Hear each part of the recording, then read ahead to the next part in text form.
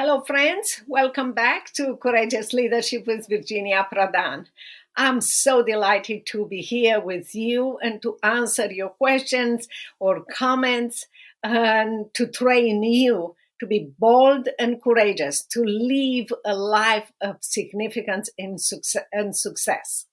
Today, the title of my response to you is Yes, there is hope for America. Yes, we have been to lots of negative things in the last few years, and many people accept the ideology of being victim and not victors. But in front of us, we see that there is hope in America. I want to emphasize in the beginning that our hope is not in government, not any form of government. In fact, we have a government that we support, good or bad. It's the government that we support.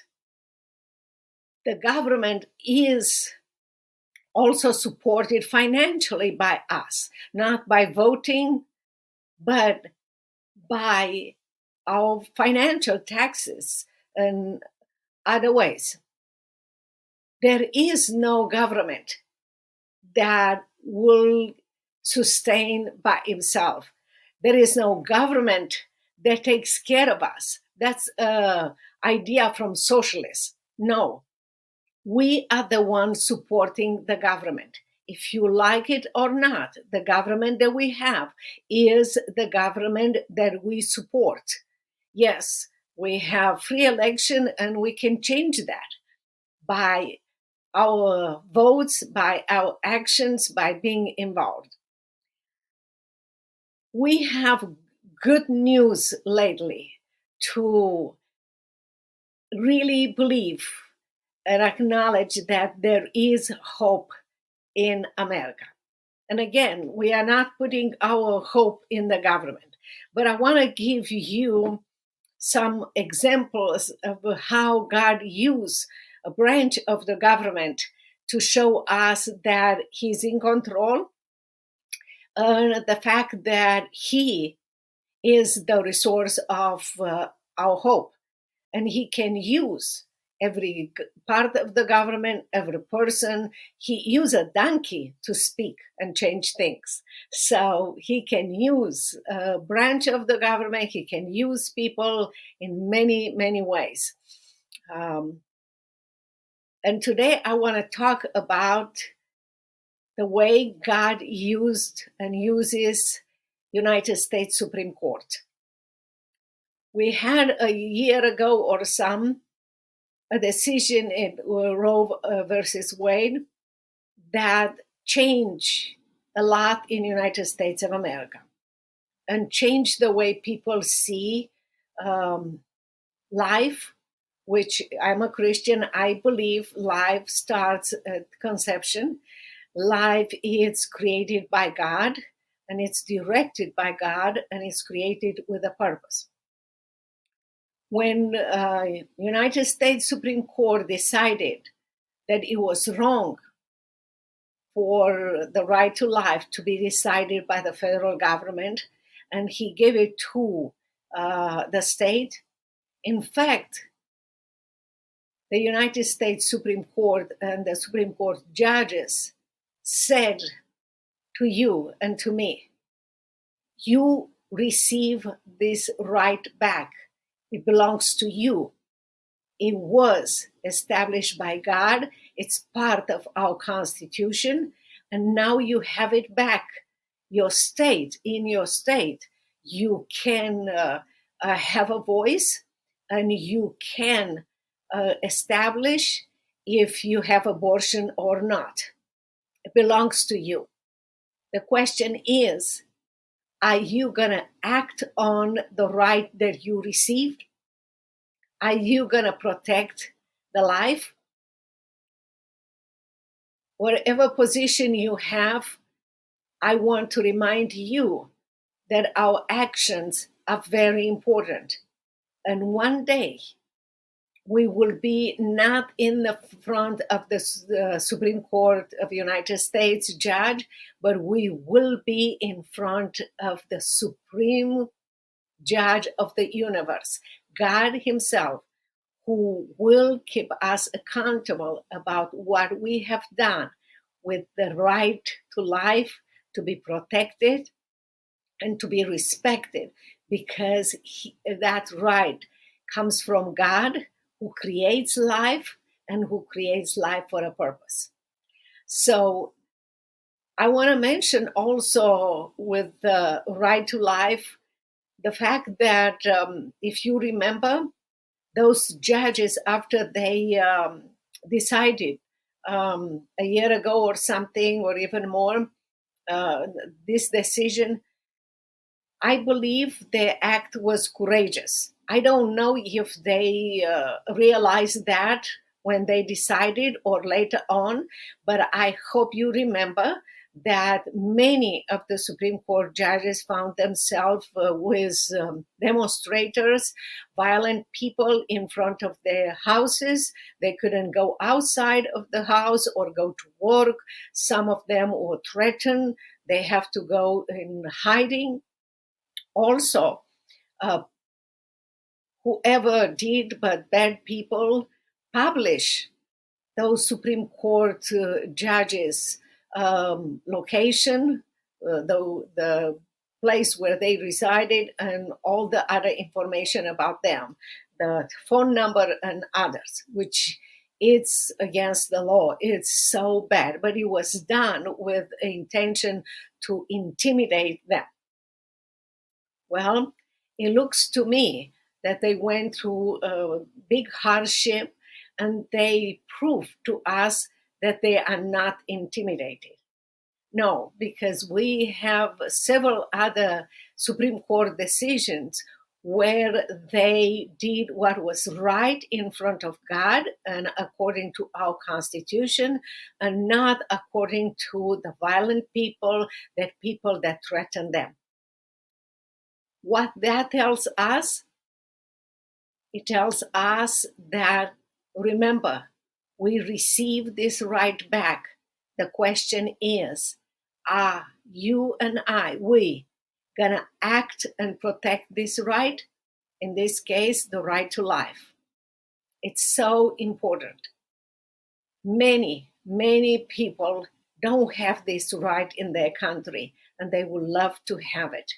It's up to you and me to make sure that according to God's principles and value, we will be strong and courageous.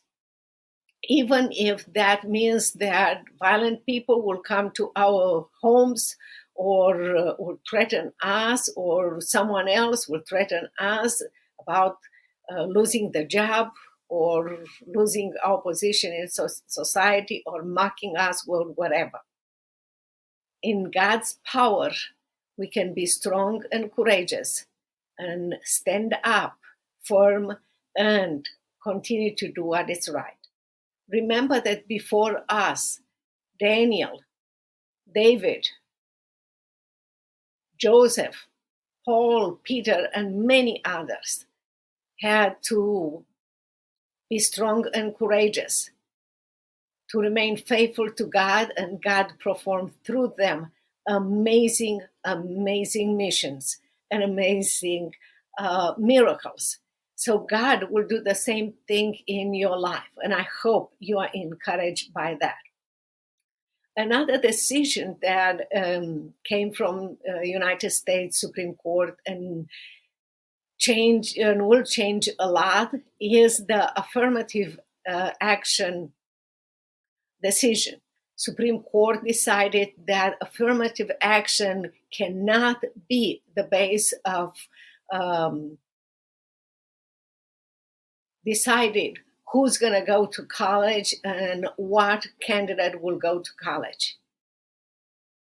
Having skills and talents, having work ethics, doing what it takes to be a student at one school or another should not depend on our color of skin or our past, but it should depend on our work ethics, our skills, what our records look like, and what they predict for the future. When you admit those who have no skill, no talent, first of all, you put them in a horrible situation because it's going to be so hard for them to to work or do the work in college. And even if the teacher will lower the standard for them, when they go to work, that's going to be even harder. And even if the company will lower the standard for them, the company will suffer. And at the end, all of us will suffer.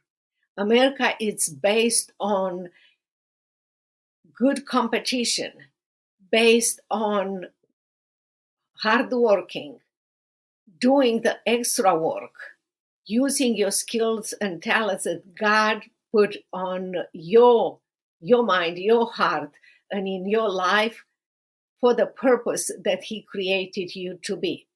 And that should be, and that has been before the affirmative action was applied to college and workspace. That was the reason why America remained number one in the world.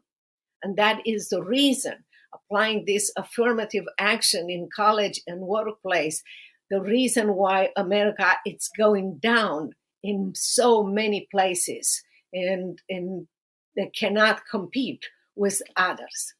So there is hope that now every single place in college and university, every single person that will apply to college and university or to work will be judged by their skills, by their talents, and by what they bring and what they can enrich not only the university, the studying there, but also the business that they will be in or the business that they will create.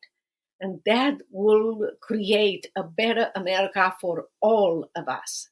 And that gives me the reason to say, yes, there is hope for America. Hope as long as we use those rights. We are aware of those rights and we use them. And we respect each other for who we are.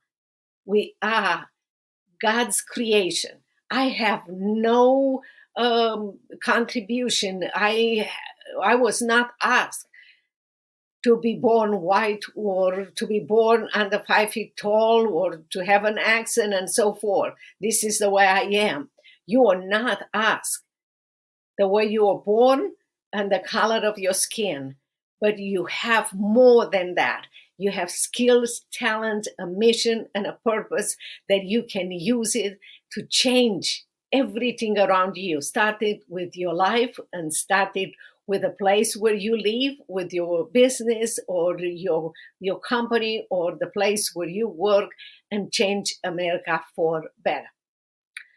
The third one that I want to talk about is might be sensitive for a few people, but I still want to talk about because I believe that this decision of the Supreme Court is a decision that gives us hope. Again, give us hope and makes us in charge of our lives, in charge of our decisions, in charge of what we do and the consequences that will follow. And that is the student loan. The government and the president plan to reduce, at least to reduce with $20,000 for several people that have student loan was rejected as illegal by the Supreme Court. In another words, Supreme Court, it's saying you are responsible for those student loans. When you made the decision to go to school and to take those loans, you make the decision to pay back. By paying back those loans, you are in charge of your life and not the government who will manipulate you as a puppet in their hands. You are in charge and you will feel responsible. You will work even harder. And as you pay your student loan, your self-esteem, your power to overcome and conquer everything in your life will be up to the roof, and you will be able to overcome every challenge in your life. It's not fair for someone else to pay what you took as a student loan. I have to admit that I have student loans. I don't speak as a person who never had student loans and doesn't care about. I understand your pain. I am a single mom and I have 3 kids, and I supported my kids with student loans for their college. I took loans for my law school, so I know what having loans means. And being responsible for those loans. But paying back, it helps you to fly. It helps you to realize that you are able and capable. You will teach you to make better choices, will teach you to know when to take other loans or not, and many, many other things in life. It also teaches you to respect that other people are not responsible for your choices. Making others pay for you, it's an idea, and it's part of the ideology of the socialism. It's a way of, even this government tried to buy votes from young people. No, it's not possible. This is America.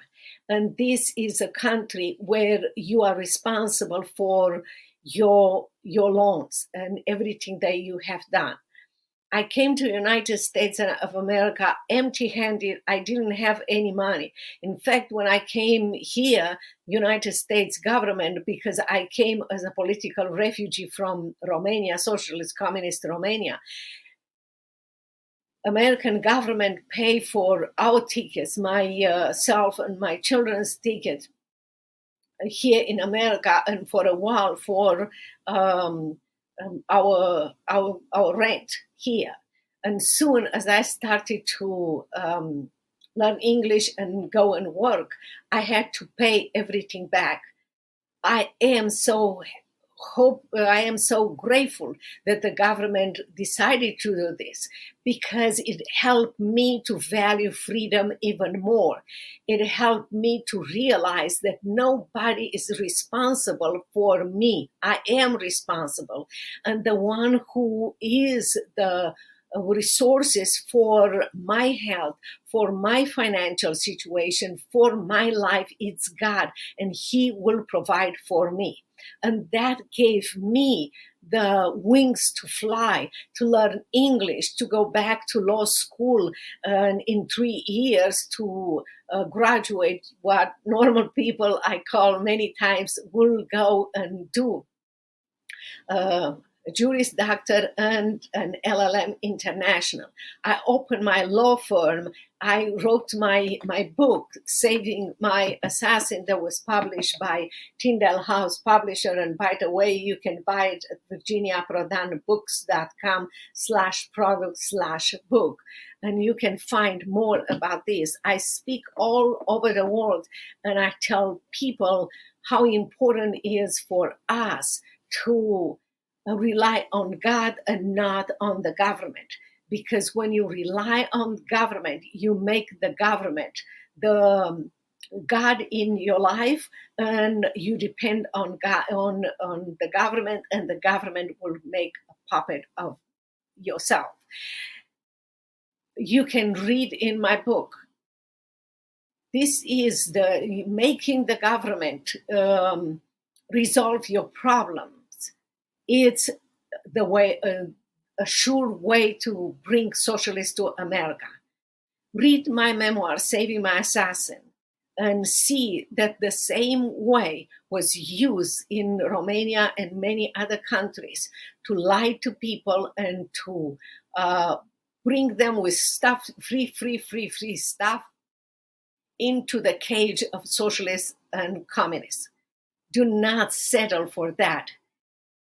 Pay your loans, work hard, and you will accomplish in God's power amazing, amazing things. You will be so motivated. You will be so changed from a victim to a victor, from a person who is looking for others to bring solution to a person that will bring solution to others and will enrich not only your life, but the lives of many, many people.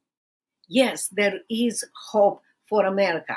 Yes, there is hope for you and me, as long as we take all these rights that were given back to us, right to life, right to be considered not by our skin, by our color, but by our work ethics, efforts, and skills and talents that God gave us. Respect each other and honor each other because we are God's creation. And the third one is make yourself responsible for your loans, for your debts, for whatever you have, because they will empower you. That will encourage you to discover in you the power, the skills, the talent, the motivation, the innovation that God put in you, that will change in God's power, not only your life, but the lives of many, many people around you. You are created to be a head, not a tail, to be a conqueror, not a victim. You are created to change things around you through the power of God, so things can be better for you and for generations to come. You are here to change America back to freedom, back to respecting each other for who we are, and taking responsibilities for our lives, and turn our back and say, we respect you, government. We support you with our taxes, but you cannot control our lives. We are in control of our lives, and our resources come from God. Our freedom, our well-being, even our life comes from God. And with God's help, we take responsibility and responsibilities for our lives. Remember, it is up to you to keep this hope alive. Exercise your rights that will empower you, will change your life. Refuse to be a victim. Be a victor. See the power that is already in you. See the skills and the talent. You might be the next innovator. You might be the next business person that will change America, because the power that is in you, your life, your creation in God, and your responsibilities. You take responsibilities for your life. I hope that you will share with us how those three decisions of the United States Supreme Court, that I consider God giving gifts to these people back to us, giving us our rights back to us, to exercise those rights individually, wherever we are, and collectively, in order to see God's power and miracles in us as He will change us, our state, our city, and our country, United States of America. You are important. Your life is important, and you are here for a reason bigger than yourself. Until next time, God bless you. We'll see you later. Don't forget to send us your comments, your questions, or any kind of need you might have. Go to virginiaprodanbooks.com. You can contact us there. We love to train you more. God bless you, and listen Wednesday and Saturday at 10 o'clock Central Time at podcast, Edify, Podbean, Apple Podcast, and also on YouTube. Until next time, God bless you. Bye-bye.